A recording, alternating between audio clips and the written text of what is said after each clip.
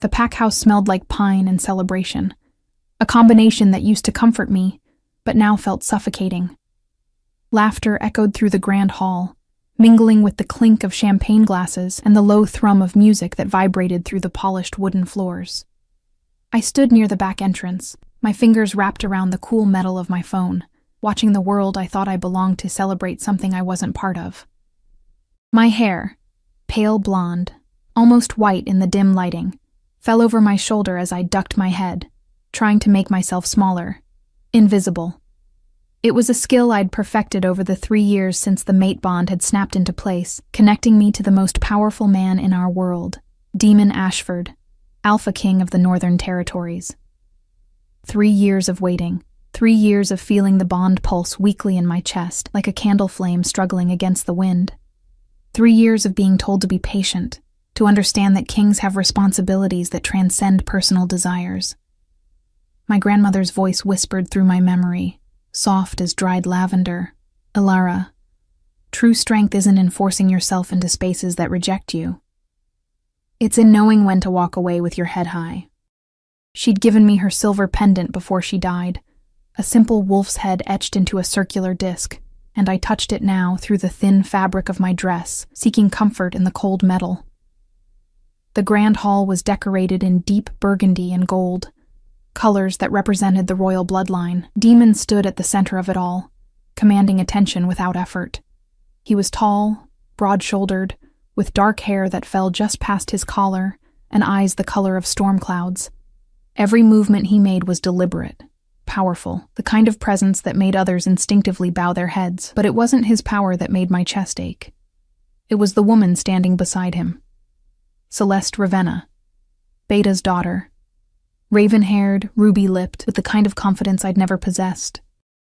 She laughed at something he said, her hand resting possessively on his arm, and I watched as he leaned down, to whisper something in her ear that made her eyes sparkle with promise. The bond twisted in my chest, a physical pain that stole my breath. I pressed my palm against my sternum, willing it to stop, to let me breathe, to let me think clearly. But mate bonds don't care about dignity or timing. They just hurt. "Still here, ghost girl?" I turned to find Nora, one of the pack's younger females, smirking at me. She wore a dress that shimmered like liquid gold, everything about her designed to catch attention. Everything I wasn't. "Just leaving," I murmured, moving toward the side door. "Good. No one wants to see you hovering around like some pathetic—" "Nora." The warning came from Thomas, Demon's third in command, who appeared beside her with a disapproving frown. "That's enough." She rolled her eyes but sauntered away, her laughter trailing behind her like perfume. Thomas looked at me with something that might have been pity, which somehow felt worse than Nora's cruelty. "He's just busy tonight, Alara. You know how these gatherings are, busy." The word tasted bitter. I'd heard it so many times it had lost all meaning. Busy with council meetings, busy with territory disputes. Busy with everything except acknowledging the bond that linked us, that made my wolf whimper every time he touched another woman. "I know," I said softly, because what else could I say? That I was tired? That I was breaking? That every day I felt myself fading a little more, becoming the ghost Nora accused me of being? I slipped outside into the cool night air, grateful for the silence. The pack territory stretched before me, dense forest to the north, rolling hills to the east, and the small cluster of homes where the lower-ranking pack members lived. My cottage was at the edge, modest and quiet, exactly where someone like me belonged. The bond pulled as I walked away from the pack house, a rubber band stretched too thin. My wolf whined, wanting to turn back, to be near him even if he didn't want us, but I kept walking, one foot in front of the other, counting my breaths to keep from crying. 1, 2, 3, 4. The trauma lived in my bones, in the way I held myself, in the careful way I chose my words. 7 years ago, rogues had attacked during a winter storm. My parents had hidden me in the cellar, had told me to be silent no matter what I heard, and I had been. I'd been so silent, so perfectly obedient, even as I heard their screams above me. Even as the house burned, Demon had found me 3 days later, half frozen and hollow-eyed. He'd been younger then, not yet crowned king, but already carrying himself like royalty. He'd wrapped me in his coat and carried me to safety, and some part of me had imprinted on him that day. The savior, the protector, the one who made me feel safe for the first time since the attack. When the mate bond appeared on my 18th birthday, I thought it was fate rewarding me. Thought maybe the universe was giving me back what it had taken. I was wrong. My phone buzzed in my hand, a message from the pack doctor. Need to discuss your test results. Tomorrow, 9 a.m., my stomach dropped. I'd gone in last week for exhaustion, for the persistent headaches and dizziness that had been getting worse. I'd assumed it was stress, the physical manifestation of rejection playing out in my body. But the doctor's tone had been careful when she'd drawn my blood, professional in a way that felt ominous. I typed back a quick confirmation, and was about to pocket the phone, when another wave of pain hit, sharper this time, white-hot and centered directly over my heart. I stumbled, catching myself against a tree trunk, gasping as the bond flared. It only did that when he was close to. No, I wouldn't think about it. Wouldn't imagine him kissing Celeste. Wouldn't picture his hands on her skin the way they should have been on mine. I squeezed my eyes shut and focused on breathing through the pain until it dulled to a manageable ache. The cottage appeared through the trees, its windows dark and welcoming. I'd decorated it myself, soft blues and creams, nothing flashy, just comfortable. It was my sanctuary, the one place where I didn't have to pretend to be okay. I collapsed onto the couch without turning on the lights, letting the darkness wrap around me like a blanket. My grandmother's pendant pressed cold against my chest, and I wrapped my fingers around it, seeking the strength she'd always promised was there. When the time comes, you'll know what to do. Trust yourself, little wolf. Trust your heart. But my heart was broken. My wolf was broken, and I didn't know how much more breaking I could survive. The phone buzzed again. Probably Thomas checking on me. Or maybe Luna Sarah, Demon's mother, who was the only member of the royal family who'd ever shown me genuine kindness. I should check it. Should respond. Should maintain the careful web of relationships that kept me from being completely alone. Instead, I let it fall to the floor beside the couch and closed my eyes, letting exhaustion pull me under. I didn't dream of my parents' death, for once. I didn't dream of fire or screams or cold cellars. Instead, I dreamed of running. Not away from something, but toward it. Toward a light in the distance that felt like home, like belonging, like everything I'd been searching for. When I woke to sunlight streaming through the windows, my body felt heavy, wrong. The headache was back, pounding behind my eyes with renewed force. I dragged myself upright and immediately regretted it as the room spun. My phone screen was cracked. It must have hit something when it fell. Through the spiderweb of broken glass, I saw 15 missed calls. 3 from Thomas, 2 from Luna Sarah, 10 from a number I didn't recognize, and 1 voicemail from last night, time-stamped at 11:47 p.m. My hands shook as I pressed play, holding the damaged phone to my ear. Static crackled, followed by my own voice, distant, weak, barely recognizable. Demon, I need the hospital. Please, I can't. It hurts so much.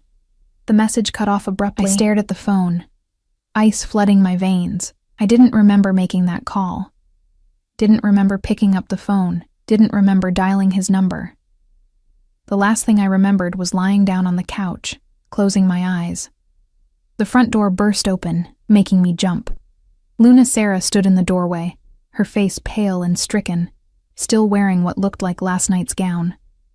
Behind her, Thomas hovered with an expression I'd never seen on his usually stoic face, fear. "Alara," Sarah breathed, rushing forward. Her hands cupped my face, and I realized I was cold. So cold my teeth were chattering. "Oh, thank the goddess. We thought..." "When you didn't answer, what's happening?" My voice came out raspy, wrong. "I don't understand." Thomas stepped inside, closing the door carefully behind him. "You called Demon last night, multiple times. Do you remember?" I shook my head, and the movement made the world tilt dangerously. Sarah's eyes filled with tears. "The last message. Ilara, you were asking for help. You said you needed the hospital, that you were in pain, but when we tried to call back, you didn't answer. We sent guards, but you weren't here. We've been searching all night. But I was here, I whispered. I came straight home after the gathering. I've been here the whole time. They exchanged a look that made my stomach churn. Ilara, Thomas said gently. You left the pack house at 10:15 p.m. Your last message to Demon was sent at 11:47 p.m. We found your car abandoned on Route 9, 3 miles into rogue territory at 2 a.m. He stopped, jaw clenching. There was blood on the driver's seat. The hospital room was too bright, sterile white walls reflecting fluorescent light that made my eyes ache. Dr. Miriam Chen sat across from me, her dark eyes serious behind wire-rimmed glasses, a manila folder open on her lap. Luna Sarah held my hand, her thumb tracing gentle circles over my knuckles, a gesture that reminded me so much of my grandmother. I had to blink back tears. The blood tests confirm what I suspected, Dr. Chen said carefully, her voice measured. Ilara, you have a rare condition we call rejection syndrome. In werewolves, it occurs when a mate bond is present, but unacknowledged by one party for an extended period. The words felt distant, like she was speaking underwater. I focused on the feeling of Sarah's hand in mine, grounding myself. What does that mean? Sarah asked when I couldn't find my voice. Dr. Chen leaned forward, her expression sympathetic. The mate bond is designed to be reciprocal, a constant exchange of energy, emotion, and life force between both parties. When one person refuses to acknowledge or accept the bond, the rejected mate's body begins to deteriorate. It starts with exhaustion and headaches, then progresses to memory gaps, disorientation, and physical weakness. Memory gaps, I repeated numbly. Like not remembering driving my car? Not remembering calling for help? Exactly. Your wolf is fighting to maintain the bond while your body is simultaneously being drained by it. The conflict creates neurological symptoms. Blackouts, lost time, actions you can't recall. She paused, her next words deliberate. Ilara, if this continues without intervention, the syndrome becomes fatal. I've seen it progress to complete organ failure within months of reaching this stage. The room tilted. Fatal. The word echoed in my mind, sharp and final. How long? Sarah's voice cracked. How long does she have? Without the bond being accepted or completely severed, 6 months.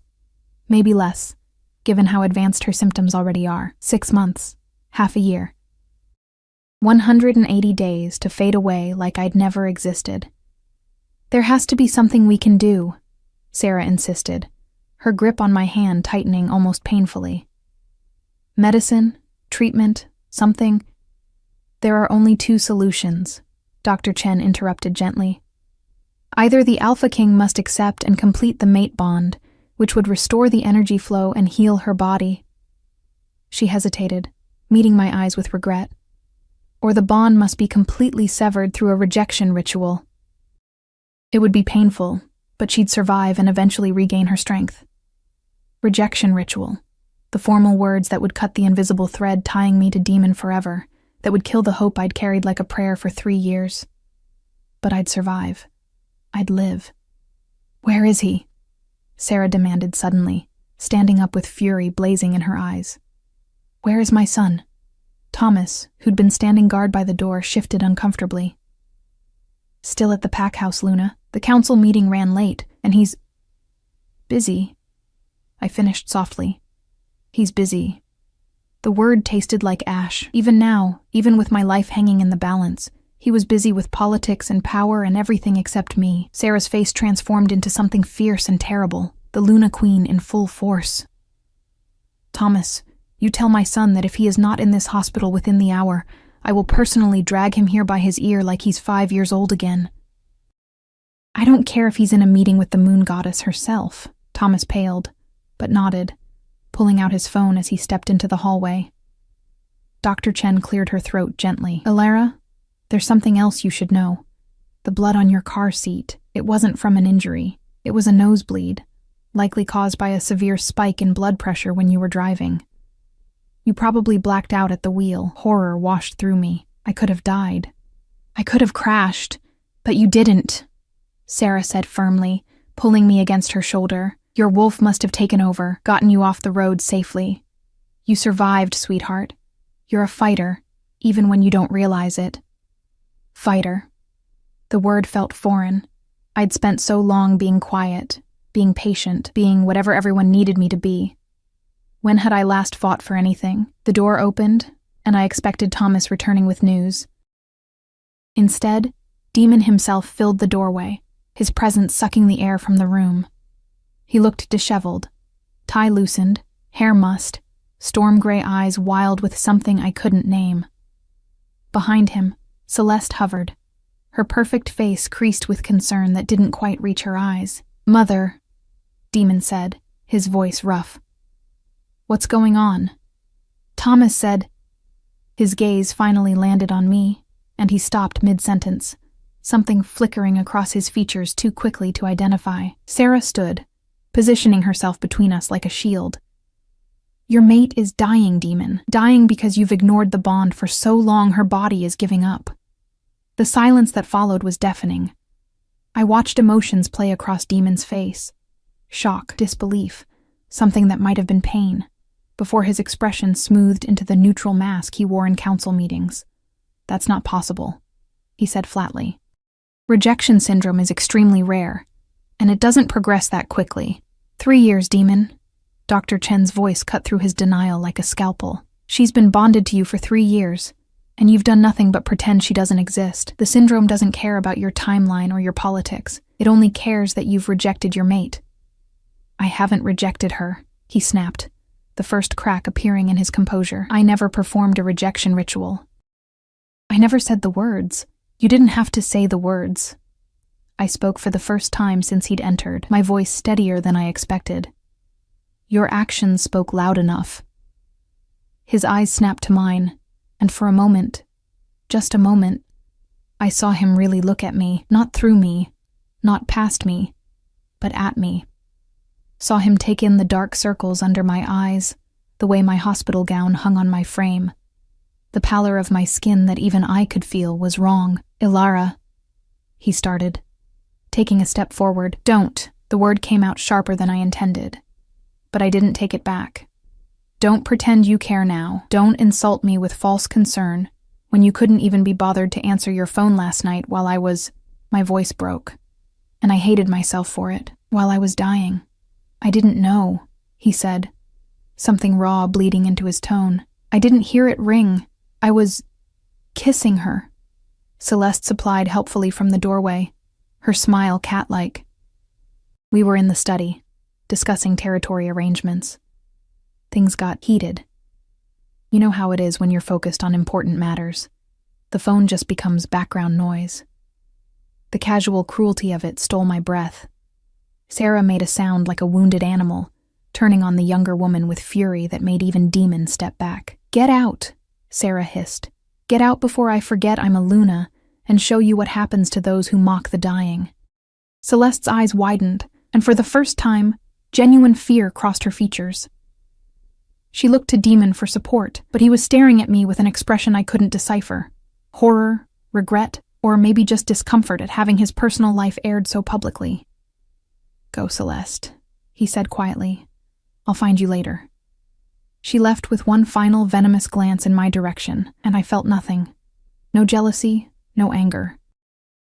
Just bone-deep exhaustion and the growing certainty that I'd wasted 3 years of my life waiting for a man who would never choose me. The solution is simple, I said into the heavy silence, touching my grandmother's pendant for strength. We perform the rejection ritual. You'll be free to be with whoever you want, and I swallowed hard. I'll survive. Dr. Chen says I'll get better once the bond is severed. No. Demon's voice was hard, final. Absolutely not. You don't get to decide that, Sarah said dangerously. This is Ilara's life we're talking about. And she's my mate, he interrupted, the possessive word sounding strange coming from him after years of indifference. I'm the Alpha King. I don't perform rejection rituals. It would show weakness, make the pack vulnerable. So let her die instead. Thomas had returned, standing in the doorway with disgust clear on his face. Let your mate waste away because you're too proud to either claim her or release her? That's the leadership you want to show? Demon's jaw clenched, a muscle ticking in his cheek. You don't understand the political implications. I understand that you're killing her, Thomas said bluntly. I understand that I've watched her fade for 3 years, becoming a ghost in her own life, while you paraded other women around and pretended the mate bond didn't exist. I understand that last night, while she was calling for help, you were too busy with Celeste to even look at your damn phone. The accusation hung in the air, ugly and true. Demon looked like he'd been struck, his face going pale beneath his tan. I didn't know, he repeated. But the words sounded hollow, even to my ears. If I'd known she was in danger. You should have known, I said quietly, drawing his attention back to me. The bond. You must have felt something, the pain, the distress. Unless you've been blocking it so thoroughly that you can't feel anything from my side at all. The guilt that flashed across his face was answer enough. He'd built walls, deliberately, systematically.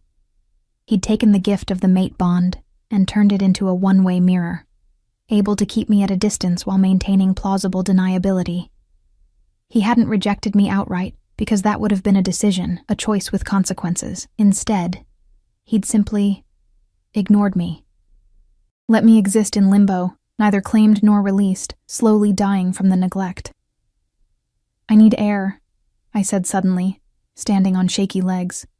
Sarah moved to help me, but I held up a hand. Please, I need a moment alone. Dr. Chen started to protest, but something in my expression made her stop. 5 minutes. There's a garden courtyard through those doors. Stay where we can see you. I nodded and walked past Demon without looking at him, feeling his presence like a physical weight. The courtyard was small but beautiful. Carefully tended flowers, a stone bench beneath a willow tree, the late morning sun warm on my face. I sank onto the bench and let the tears finally come, silent and hot, tracking down my cheeks. My grandmother's voice whispered through my memory.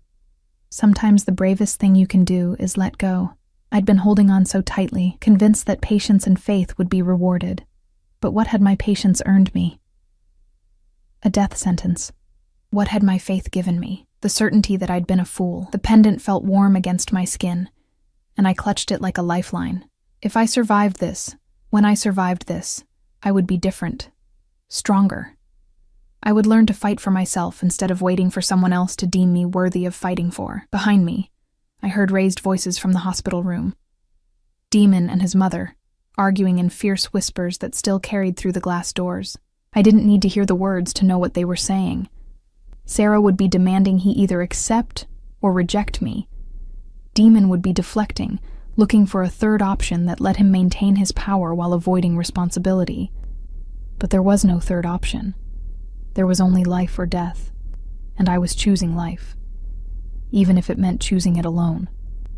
4 days later, I stood in the clearing behind the old community center, watching pack members spar under the afternoon sun. Dr. Chen had insisted I needed fresh air and gentle activity, but specifically said to avoid the pack house and anywhere Demon might be. Stress accelerates the deterioration, she'd warned, prescribing rest and distance like medicine. The irony wasn't lost on me. The cure for dying from his rejection was more rejection. Your stance is off, a familiar voice said beside me. Marcus Reed, the pack's head trainer, and one of the few people who'd never treated me like I was invisible, offered a crooked smile. If you're going to watch, might as well learn something. I managed a weak smile back. Marcus was in his 40s, scarred from decades of fighting, with kind brown eyes that reminded me of my father. He'd been the one to train me in basic self-defense after the rogue attack, patient with my fear, and never pushing harder than I could handle. I don't think I'm up for sparring today, I said, touching the medical bracelet Dr. Chen had insisted I wear. It monitored my heart rate and blood pressure, sending alerts directly to her phone if either spiked dangerously. Not sparring, watching. He gestured toward 2 younger wolves circling each other. A girl with auburn hair pulled back in a tight braid, and a stocky boy whose overconfidence showed in every movement. Tell me what you see. I studied them, unsure what he wanted me to notice. She's faster. He's stronger. Deeper than that. What do their bodies tell you? I watched more carefully, the way my grandmother had taught me to observe the world. Not just looking, but truly seeing. She's favoring her right side, old injury maybe. And he telegraphs every move, pulls his shoulder back before he strikes. Marcus's grin widened. Good. That's very good. You've got a strategic mind, Alara. Most people never learn to see past the obvious. He paused, his expression growing serious. I heard what happened. About the diagnosis. My chest tightened. News travels fast. Sarah told me. She thought you might need... He trailed off, seeming to search for words. She thought you might need people who don't see you as a political problem to solve. The unexpected kindness made my throat ache. Does everyone know? The inner circle. Thomas, myself, a few others Sarah trusts. Demon ordered it kept quiet. Doesn't want word getting out that the Alpha King's mate is dying from his neglect. The bitterness in his voice surprised me. Marcus had always been loyal to Demon, had served him faithfully for years. You don't approve of his handling this. I don't approve of him treating you like you're disposable, Marcus said bluntly. Mate bonds are sacred. My wife... His voice roughened. She died 15 years ago. Rogue attack. I'd give anything to have one more day with her. One more hour. And he's got his mate right here, alive. And he can't be bothered to... He stopped himself, jaw clenching. Sorry. Not my place. But it was exactly what I needed to hear. That someone else saw the wrongness of it, that I wasn't crazy for feeling abandoned. Marcus! The auburn-haired girl jogged over, breathing hard. Up close, I recognized her. Ivy Chen, Dr. Chen's niece, recently turned 18.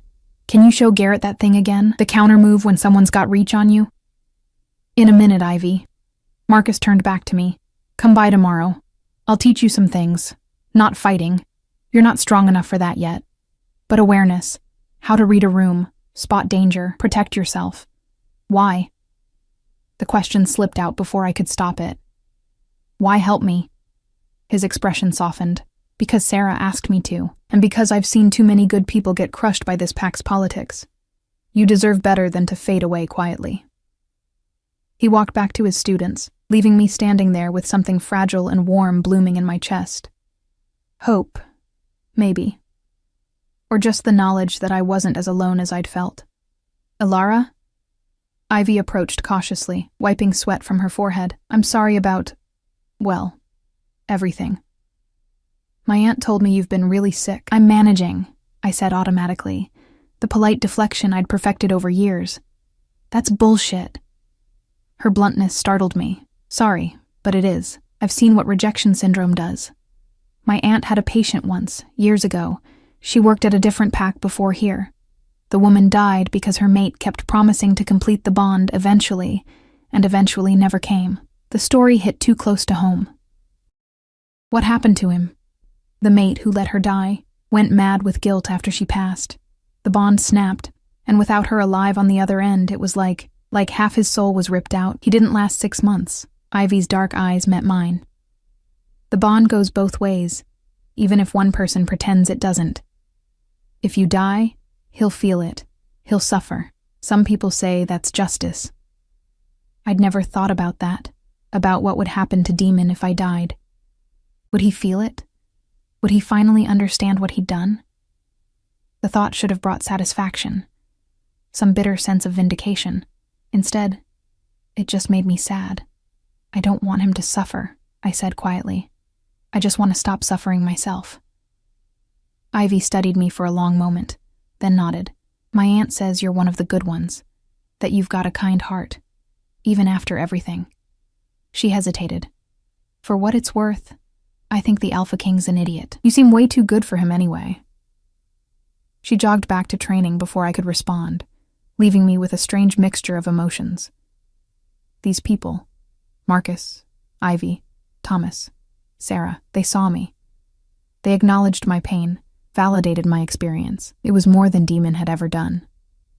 I left the clearing and walked toward the forest path that led to my cottage, needing the solitude of trees and silence. But as I rounded the bend, I nearly collided with someone coming from the opposite direction, Celeste. She looked immaculate as always, wearing designer athletic wear that probably cost more than my monthly living stipend. Her red lips curved into a smile that was all teeth and no warmth. "Well, if it isn't the dying mate," she said pleasantly, like she was commenting on the weather. "I was hoping we'd run into each other." "I'm not in the mood, Celeste." I moved to step around her, but she shifted, blocking my path. "Oh, but I think you should hear this. See, I've been doing some thinking about your situation. It's really quite tragic, isn't it? Dying from a bond you never should have had in the first place." My wolf stirred, a low warning growl in my chest.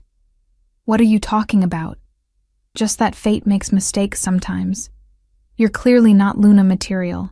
Too weak, too timid, too ordinary. Meanwhile, Demon and I..." She stepped closer, her perfume cloying and thick. "We make sense. We're both powerful, both from strong bloodlines. The council supports our match. Even Luna Sarah is starting to see reason." That last part was a lie. I'd seen Sarah's fierce protection of me, but the rest carried the weight of truth. Celeste was what a Luna should be: confident, strong, politically savvy. Everything I wasn't. "If you're trying to convince me to perform the rejection ritual, you don't need to," I said, proud that my voice stayed steady. "I've already decided. As soon as I'm strong enough, I'll..." "Oh no, sweetheart." Her smile widened, predatory. "I'm not here to convince you of anything. I'm here to offer you information. You see, there's a reason Demon has been so resistant to completing your bond. Want to know what it is? I shouldn't engage. Should walk away. But the question had haunted me for 3 years. Why? Why ignore a gift most wolves would kill for? There's a prophecy," Celeste continued, taking my silence as permission, ancient, passed down through the royal bloodline. "It says that the Alpha King's true mate will either be his greatest strength or his ultimate downfall, that her power will reshape the territories, for better or worse." My heart hammered against my ribs. "I don't have any power. I'm barely even a full wolf, exactly. Which is why Demon has been blocking the bond. He's waiting to see which you are, strength or weakness. And so far, honey, you're looking pretty weak." She examined her manicured nails casually. "If he completes the bond with you, and you turn out to be his downfall, he risks everything. His throne, his pack, his legacy. Why would he gamble on someone like you, when he could choose someone guaranteed to strengthen his rule?" The words burrowed into my chest, finding all my deepest insecurities and feeding them. Was that why? Had he been testing me all this time, waiting for me to prove myself worthy? "You're lying," I said, but even I could hear the uncertainty in my voice. "Am I?" Celeste tilted her head. "Ask Sarah about the prophecy. Ask Thomas. Better yet, ask Demon himself, if he ever bothers to speak to you again." She stepped back, satisfied smile firmly in place. "Just thought you should know what you're really dealing with. The rejection ritual isn't just about freeing you, Alara. It's about saving him from a fate worse than death. You'd be doing him a favor." She walked past me, her shoulder deliberately bumping mine hard enough to make me stumble. I caught myself against a tree, breathing hard, her words echoing in my head. Greatest strength or ultimate downfall. What if she was right? What if my weakness, my very existence as his mate, was a threat to everything he'd built? The pack was stable, prosperous, safe under his leadership. What if completing our bond would destroy that? I made it back to my cottage on autopilot, my mind spinning. Inside, I found Sarah sitting on my porch steps, a basket beside her filled with what looked like homemade food and healing herbs. "There you are," she said, standing quickly. Her eyes scanned my face and her expression darkened. "What happened? You look like you've seen a ghost. Is there a prophecy?" The question burst out before I could stop it. "About Demon's mate? About strength and downfall?" Sarah's face went carefully blank. "Where did you hear that? So it's true." My legs felt weak. I sank onto the steps beside her, the world tilting. "It's true, and you all knew. You all knew. And nobody thought to tell me that I might be the thing that destroys him." "Stop." Sarah's hands gripped my shoulders, firm and grounding. "Stop right now. Yes, there's a prophecy. Yes, it's been worrying Demon since the bond appeared. But Celeste, and I'm assuming it was Celeste who told you, left out the most important part. She cupped my face, forcing me to meet her eyes. The prophecy doesn't predict which you'll be. It says that the mate's role, strength or downfall, depends entirely on how the Alpha King treats her. If he cherishes her, honors the bond, builds her up, she becomes his greatest strength. If he rejects her, ignores her, breaks her down. She paused, tears glimmering. She becomes his downfall, not through malice, but through the natural consequences of his own cruelty. The words rearranged everything I thought I understood. So by ignoring me, he's creating the very outcome he fears. He's so terrified of the prophecy that he's fulfilling it. Sarah's voice broke, and I've tried to tell him. Thomas has tried, but he's stubborn and proud and convinced that keeping you at a distance keeps him safe. He doesn't see that he's destroying you both. I thought of Ivy's story. The mate who died. The man who followed her into madness. Thought of the bond that connected us. Weakened but still present. If I died, what would happen to Demon? Would the prophecy consider that his downfall? Maybe Celeste was more right than she knew. Maybe my death wouldn't free him at all. I need to think, I said quietly. I need time. Sarah nodded, standing and gathering her basket. I'll leave this here. Make sure you eat, sweetheart. And Alara? She waited until I looked up. Whatever you decide, ritual, waiting, fighting, I support you, not as Demon's mother, but as someone who cares about you. Your life is your own. Don't let prophecies or politics take that away. She left me alone with my thoughts and the lengthening shadows, the forest around my cottage growing dark. Inside, I ate mechanically from Sarah's basket. Soup that tasted like comfort, bread still warm from the oven. My medical bracelet pulsed steadily, a reminder that my body was counting down days I couldn't afford to waste. Tomorrow, I'd go see Marcus. Learn to be aware, to protect myself, not for Demon, not for the bond, but for me. Because whether I survived through ritual or miracle, I needed to be more than the ghost girl everyone looked through. I needed to be someone I could recognize in the mirror. 2 weeks passed in a strange rhythm of deterioration and defiance. My body grew weaker. Dr. Chen had to adjust my medication twice, and the blackouts became more frequent. But my spirit paradoxically grew stronger. Marcus trained me every morning in observation and awareness, teaching me to read body language and predict movements. Ivy joined our sessions, her youthful energy somehow infectious, even when I could barely stand for more than 20 minutes. You're getting better at this, Marcus said one morning, watching me correctly identify which of 3 sparring wolves would strike first based solely on their stance and breathing. Your grandmother would be proud. The mention of her made my chest ache. But it was a good ache. The kind that came from remembering love instead of loss. I touched her pendant, which I now wore outside my shirt, visible. A declaration.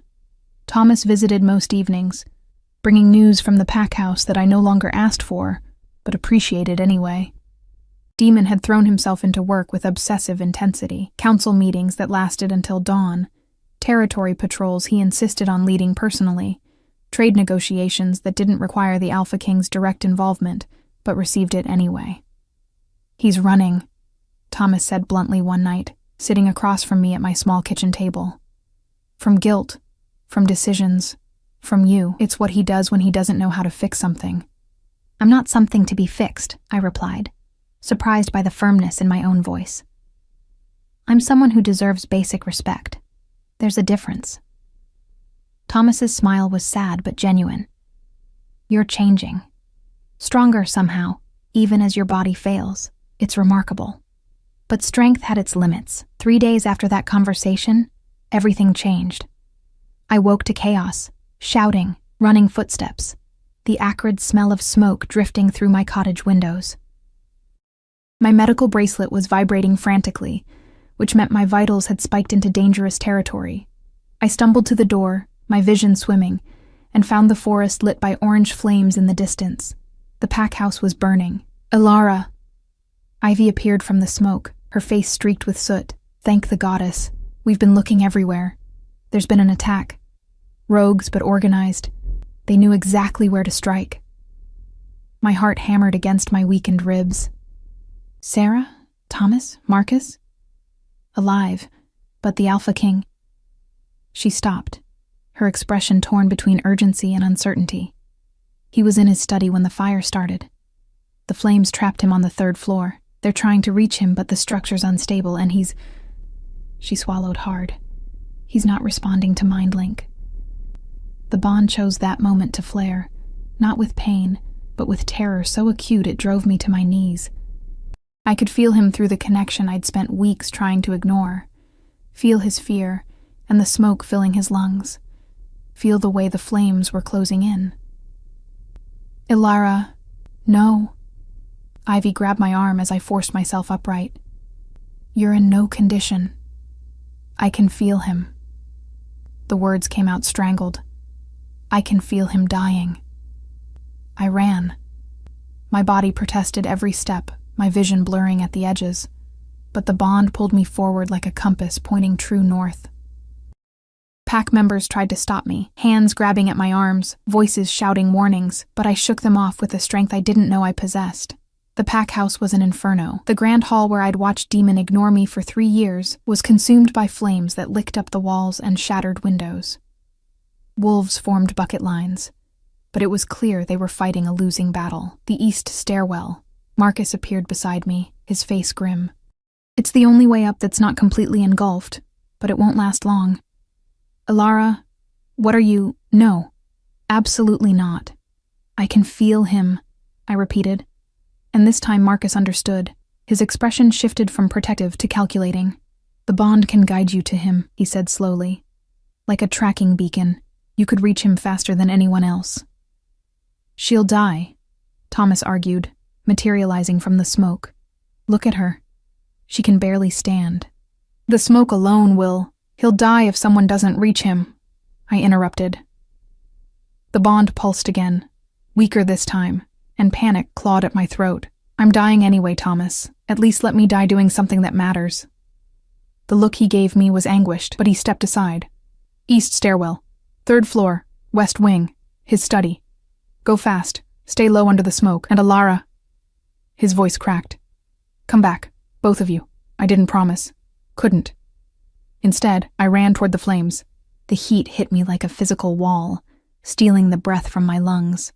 I pulled my shirt over my nose and mouth, dropped low like Thomas instructed, and followed the bond's insistent tug through corridors I'd walked 100 times, but now barely recognized through the smoke and fire. The east stairwell was marginally better. Less flame, more smoke, but my lungs screamed with every breath. My medical bracelet vibrated constantly now, a useless warning that my body was failing. I ignored it and climbed. 2nd floor. The smoke was thicker here, black and toxic. My eyes watered, my vision reduced to vague shapes and the bond's relentless pull. Keep going. He needs you. Move. 3rd floor. The heat was unbearable, the flames closer. I could hear the structure groaning, wood cracking, the building threatening to collapse around me. The bond led me left, down a hallway where fire consumed the walls and ceiling, creating a tunnel of flame I'd have to pass through. This was it. The moment where I chose safety or sacrifice, self-preservation or something bigger. I thought of my grandmother's pendant against my chest, warm from my body heat, thought of her voice. True strength isn't in forcing yourself into spaces that reject you. It's in knowing when to walk away with your head high. But this wasn't about forcing myself into Demon's life. This was about not letting another person die when I had the power to prevent it. This was about being who I chose to be, not who others expected. I ran through the flames. The pain was extraordinary, heat blistering my skin, smoke filling my lungs until I couldn't tell if I was breathing or drowning. But on the other side was a door, solid oak, the study beyond it. I grabbed the handle, felt the metal burn my palm, and shoved it open. Demon lay collapsed near his desk, unconscious, blood trickling from a wound on his temple where falling debris had struck him. The fire hadn't reached this room yet, but smoke poured through the broken window, and I could hear the flames approaching from the hallway I'd just traversed. Demon. I dropped beside him, my burned hands leaving bloody prints on his shirt as I shook him. "Demon, wake up. We have to move. Please." Nothing. His chest rose and fell shallowly, but he didn't respond. The bond flared, and I realized I could push through it, not just feel his distress, but project to him. I'd never tried it before, had assumed it only worked if both parties participated, but desperation made me bold. "Wake up," I sent through the bond, pouring every ounce of will into the words. "Wake up, or we both die here. And I refuse to die for someone who never wanted me." His eyes snapped open, storm gray and disoriented. He stared at me like he was seeing a ghost, his hand coming up to touch my face with a gentleness I'd never experienced from him. "Ilara?" His voice was rough from smoke. "How? Why?" "Saving your ungrateful life," I gasped, already pulling at his arm. "Can you stand?" He tried, stumbled, and I caught him despite my own weakness. Together we were a disaster. Two dying people trying to cheat death one more time. But the bond sang between us, stronger than it had been in months, feeding us strength we shouldn't have possessed. "The hallway's on fire," Demon said, seeing the inferno beyond the door. "We can't go back that way. Window." I pointed to the broken glass, the drop 3 stories down to the gardens below. "There's a trellis. If we can reach it." "You'll never make that climb. You can barely stand. Neither can you," I shot back. "But we're not staying here to debate it." A support beam crashed through the ceiling, missing us by inches.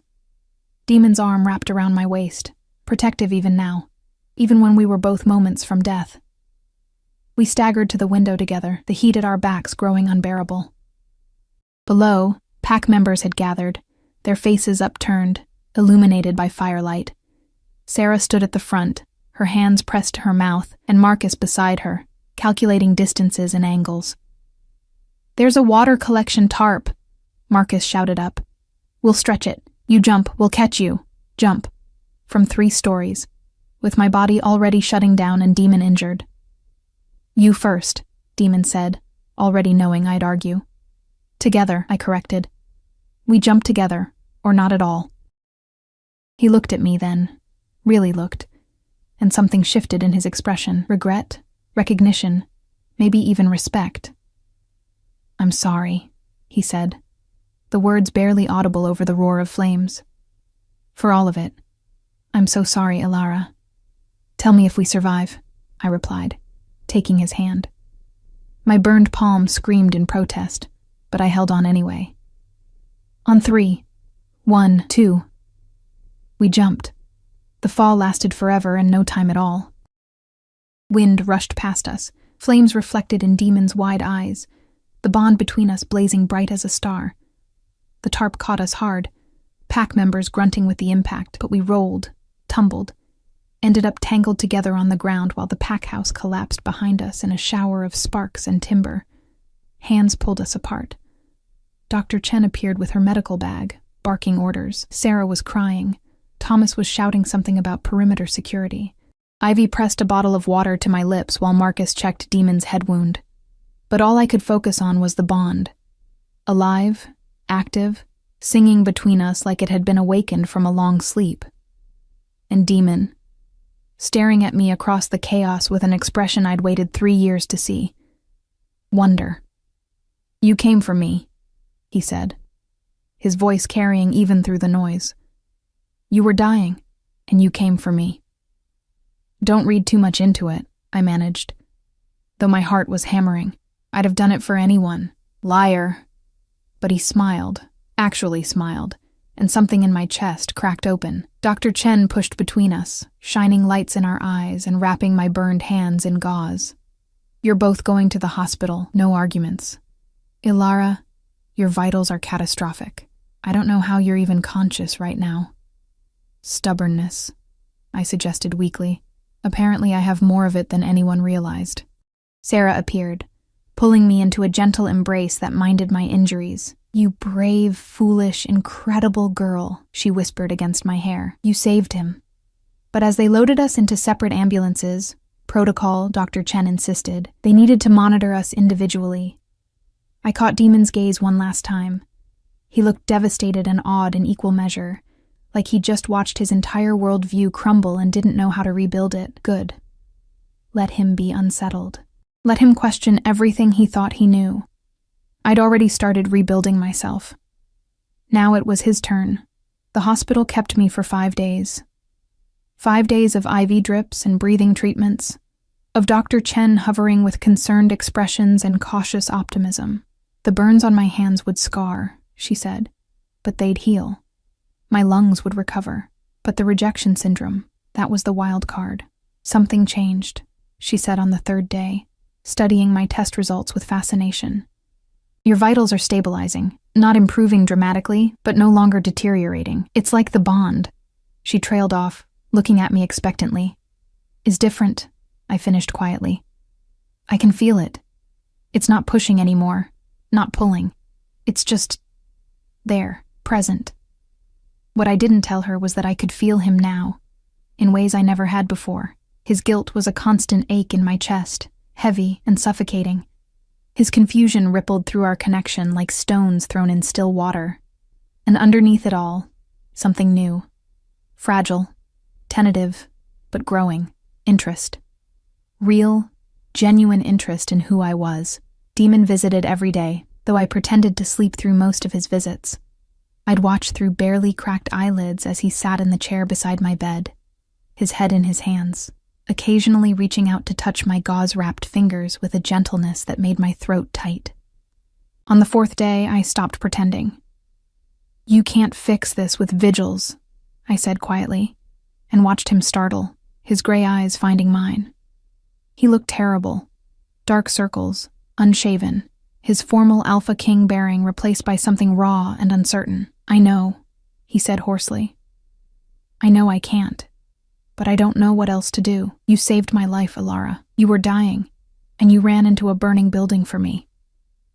After everything I did to you, his voice broke. I don't understand why. I'd had 5 days to think about that question. 5 days to examine my own motivations and come to uncomfortable truths. Because despite everything, the bond made me care about you, I said honestly. Not the Alpha King, not the powerful leader everyone bows to. Just you. The person behind the title. I paused, gathering courage. But caring about someone doesn't mean accepting how they treat you. I'm done waiting for you to decide I'm worthy of basic decency. He flinched like I'd struck him. The prophecy.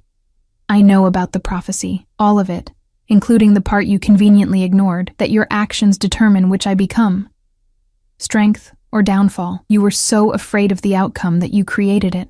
I met his gaze steadily. I'm not your downfall, demon, but I won't be your strength either. Not anymore. Not like this. Then what do you want? The question came out desperate. Tell me what you want, Alara. Rejection ritual? I'll do it. Completed bond? He stopped, jaw clenching. Whatever you need to survive, to heal. Just tell me. I want you to leave, I said, and watched shock ripple across his features. I want you to go back to your rebuilt pack house, to your councils and your territories and your responsibilities. I want you to figure out who you are when you're not running from prophecies or hiding behind excuses. And us? There is no us. There's a bond neither of us asked for, and my body failing because you didn't want it. I touched my grandmother's pendant, drawing strength from the familiar weight. When I'm released from here, I'm leaving the pack territory. Dr. Chen found a facility 3 hours north that specializes in treating rejection syndrome. I'll stay there, undergo treatment, and maybe, I'll survive this.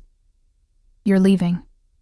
He said it like a death sentence. I'm choosing myself, I corrected. For the first time in 3 years, I'm putting my survival above your comfort. If that makes me selfish, I'll live with it. Literally. The devastation on his face was profound, but I hardened my heart against it. He'd had 3 years to make different choices.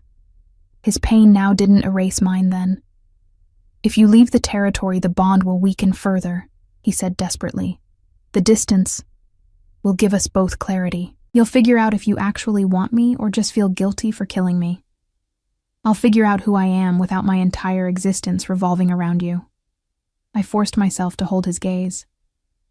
And if we both survive it, if you do the work to become someone capable of truly partnering with a mate instead of keeping her at arm's length, maybe we revisit this, maybe. Maybe. He repeated hollowly. Then, with visible effort, Okay, if that's what you need, He swallowed hard. I'll let you go. The words should have brought relief. Instead, they brought a different kind of pain. The ache of a door closing, of possibility ending. But sometimes endings were necessary for new beginnings. Sarah visited that afternoon, her eyes red-rimmed but proud. He told me, she said simply, about you leaving, about your decision. Are you disappointed? Disappointed? She laughed, though it sounded watery. Elara, I'm awed. You're setting boundaries, demanding respect, choosing life over a bond that's killing you. That's not disappointing. That's magnificent. She pressed something into my bandaged hand. A small velvet pouch. Inside was a ring, silver with a moonstone that caught the light. My mother's, Sarah explained. Given to the women in our family who show true courage, not the courage to fight, but the courage to walk away when staying would destroy them. Her voice softened. You're already the strongest Luna I've ever known. Whether you wear the title or not, don't let my son's blindness convince you otherwise. I left the hospital on the 6th day to a send-off I never expected. Marcus was there with Ivy, both wearing matching expressions of fierce pride. Thomas hugged me carefully, minding my injuries, and whispered, You're the bravest person I know. Dr. Chen gave me detailed care instructions and made me promise to call weekly with updates. And the pack members, dozens of them, lined the path from the hospital to the car Sarah had arranged. They didn't cheer or make grand gestures. They simply stood, witnesses to my departure, their respect written in straight spines and solemn nods. Recognition. Finally, I was seen. Demon stood apart from the others, near the tree line, his hands shoved in his pockets and his expression unreadable. Our eyes met across the distance, and the bond pulled, not painfully, but with longing. His longing, I realized. He was finally feeling what I'd felt for 3 years. I touched my grandmother's pendant one last time, then climbed into the car. Sarah drove, her hand occasionally reaching over to squeeze mine. And as the pack territory disappeared behind us, I felt something I hadn't experienced in years. Peace. The treatment facility was nothing like I'd imagined. Nestled in mountains covered in autumn colors, it looked more like a retreat than a hospital. Dr. Chen's colleague, Dr. Patricia Hayes, met me at the entrance with a warm smile and understanding eyes that said she'd seen cases like mine before. Rejection syndrome is brutal, she said during our first consultation, but you're one of the fighters, I can tell. Most people at your stage of deterioration don't have the strength to advocate for themselves the way you did. The treatment was intensive, a combination of medications, energy work to stabilize my wolf, and therapy to process the trauma. Other patients were there too, each carrying their own stories of rejection and survival. I made friends, real friends, with a woman named Sophie, whose mate had chosen pack politics over her, and a young man named River, whose mate had died before their bond could fully form. We were the broken ones, learning to mend. Weekly, I called Sarah with updates. Monthly, Thomas visited, bringing news from the pack. Marcus sent care packages filled with training manuals and notes that said things like, don't forget, awareness is survival, and Demon. Demon sent letters, long, handwritten letters that arrived every Friday without fail. He didn't beg me to come back or profess sudden love. Instead, he wrote about his days, his struggles, the therapy Sarah had forced him to attend. He wrote about confronting the prophecy's hold on him, about recognizing patterns of avoidance and control. He wrote about missing me in ways he hadn't expected, not the mate bond, but me. My quiet observations, my compassion, the way I saw through people's facades. I'm learning, one letter read, that strength isn't about power or control. It's about vulnerability, about admitting when you're wrong and doing the work to be better. You knew that all along. I'm sorry it took me 3 years and nearly losing you to understand. I didn't respond to the letters, but I kept them in a box under my bed, reading them on difficult days when the treatment made me weak and the bond ached with distance. 3 months passed, then 6. My body slowly, painstakingly healed. The blackout stopped. My energy returned. Dr. Hayes declared me in remission, though she warned the rejection syndrome could relapse if the bond situation didn't resolve. You have 3 options, she said during my final evaluation. Maintain distance indefinitely, which will keep you stable but never fully healed. Perform the rejection ritual, which will hurt, but ultimately free you. Or, she paused meaningfully, complete the bond, if both parties are willing and ready. That night, I stood on the facility's terrace, watching stars multiply in the darkening sky. My phone held Demon's latest letter, delivered that morning. I don't deserve your forgiveness. I know that. But I'm asking anyway, not for the bond, not for the prophecy, but because I miss my mate. I miss the person who saw past my crown and my walls, who ran into flames when everyone else ran out, who taught me that true strength looks like kindness.